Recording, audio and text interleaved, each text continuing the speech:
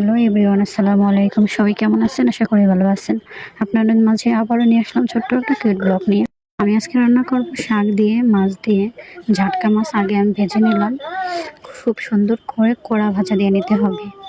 শাক দিয়ে মাছ রান্না করা কে কে আপনারা পছন্দ করেন অবশ্যই কমেন্ট বক্সে জানিয়ে যাবেন।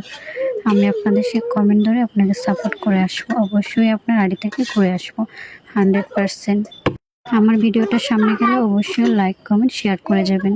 শুধু ভিডিও দেখলে হবে না, লাইক কমেন্ট শেয়ার করতে হবে। ফেসবুকে কিছু বোকা পাবলিক আছে যারা ভিডিও ঠিকই দেখে কিন্তু লাইক কমেন্ট শেয়ার করে না, কিন্তু সারা এটা বোঝে না যে একটা কমেন্ট করলে তাদের সে কমেন্ট ধরে তাদের বাড়ি থেকে কিন্তু ঘুরে আসতে পারি। ফেসবুকে কাজ করতে হলে হিংসা করা যাবে না, হিংসা করলে কেউ ভিডিও ফরিত নিতে পারবেন না। আপনি আমাকে সাপোর্ট করবেন, আমি আপনাকে সাপোর্ট করব, তাই না?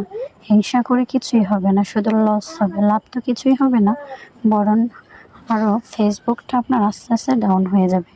অবশ্যই সামনে থাকা ভিডিওতে লাইক কমেন্ট শেয়ার করে পাশে থাকবেন। যেই কোনো ভিডিও সামনে আসলে সুন্দর মতন গঠনমূলক করে একটা কমেন্ট করে যাবেন। আপনার সেই কমেন্ট ধরেই আপনার পরিবার থেকে ঘুরে আসবো, ইনশাআল্লাহ, কথা দিলাম।